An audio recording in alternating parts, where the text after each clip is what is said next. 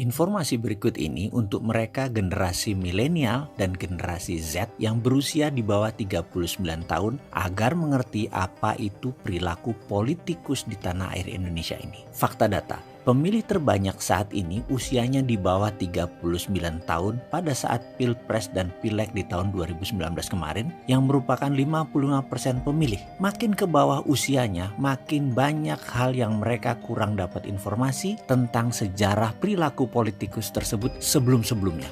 Berbeda dengan yang di atas 55 tahun, di mana mereka kenal 6 zaman. Zaman Soeharto, zaman Habibie, zaman Gus Dur, zaman Megawati, zaman SBY, hingga sekarang, zaman Jokowi. Untuk itu ada baiknya kita refresh mengingat sedikit fakta data.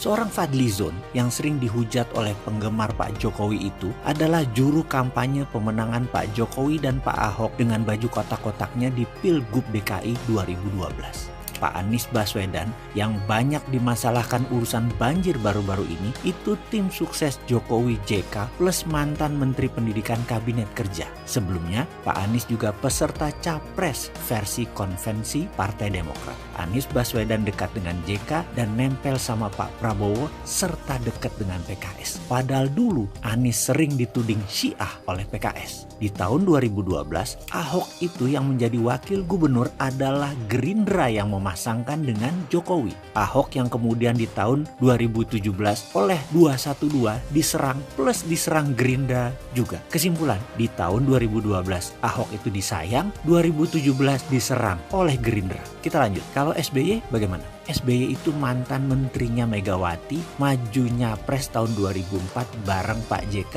yang juga menteri Megawati didukung Pak Surya Paloh. Sekarang Surya Paloh dan JK dekat sekali dengan Ibu Mega. 2004 saling serang, 2014 saling dukung. JK sama Megawati. Ke 08 Prabowo sekarang. Sejarah Pak Prabowo itu dulu adalah calon wapres pasangan Bu Mega ketika Pilpres 2009 berseberangan dengan SBY. Di Pilpres 2009 Pak JK juga nyapres bareng Pak Wiranto melawan Pak SBY dan Pak Budiono yang didukung oleh Abu Rizal Bakri. Lalu kemana Pak Abu Rizal Bakri setelah 2014? Sekarang Abu Rizal Bakri temenan sama Pak Prabowo yang dulu kompetitornya di Pilpres 2009. Kalau Amin Rais itu juga aneh, menggulingkan Gus Dur sehingga Bu Mega naik. Padahal sebelumnya paling tidak sudi Bu Mega jadi presiden. Dia berusaha keras agar Gus Dur jadi presiden, menggantikan Habibie di rapat MPR tahun 1999. Pokoknya bukan Megawati, itu kata Amin Rais.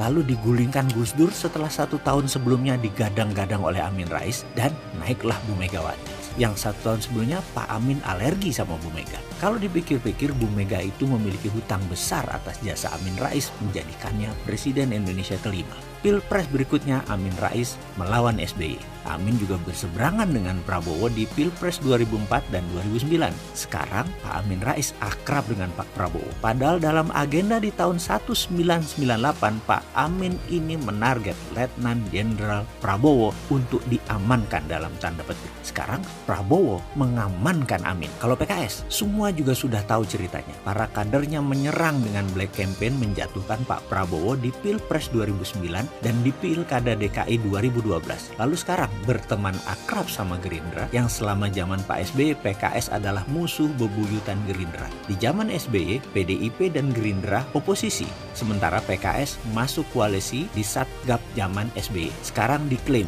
Gerindra PKS mitra lama. Bingung nggak tuh? Kemudian penulis Fatwa MUI menjadi wapres yang tadinya seakan berada di kubu berseberangan sekarang menjadi satu perahu. Bahkan para pihak sudah menganggap selesai masa lalu, yaitu Ahok di penjara 2017. Sekarang sudah saling memaafkan antara Pak Ahok dan Pak Ma'ruf. Dan hal ini seperti biasa saja di dunia politik. Ikut angin, lalu ubah layar dan miring ke yang menang. Hal itu biasa. Tadinya lawan karena kepentingan jadi kawan. Itu biasa. Tadinya saling serang kemudian saling rangkul. Itu biasa. Yang kasihan kan para fans. Para kaum yang saling serang dengan memberi label seperti cebong, kampret. Mereka sering jadi bingung dengan drama apa yang dimainkan para elit dari tahun ke tahun. Para fans jadi emosi, menjadi murka begitu pujaannya tidak punya marah yang sama dengan diri mereka. Para fans masih menggenggam marah, para elit sudah posisi masing-masing dan dapat fulus. Fans Ahoker pernah sebel sama putusan Jokowi ambil Pak Ma'ruf yang fatwanya menjerujikan Ahok. Namun tak lama kemudian logika mencari pembenaran mulai muncul setelah minum menyeruput kopi. Akhirnya menemukan lagi alasan untuk membela pujaannya dan mencari lagi bahan untuk mencela lawannya.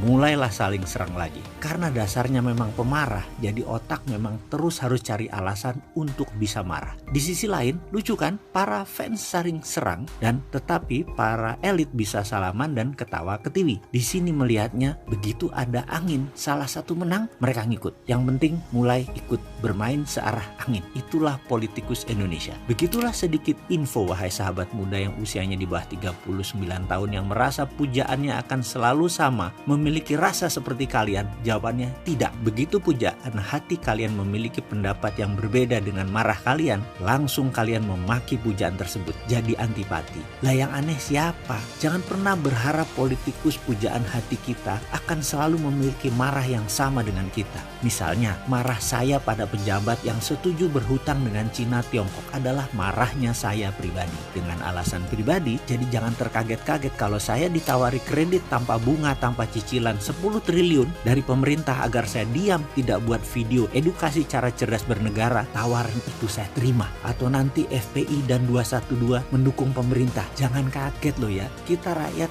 ini di bawah sudah sering diobok-obok perasaannya. Persis seperti sapi tiap hari susunya diperes-peres tapi nggak dikawin-kawin. Coba bayangin. Pada ngerti kan sekarang? Ya wis lah, sekarang biasa aja deh. Ayo bisnis.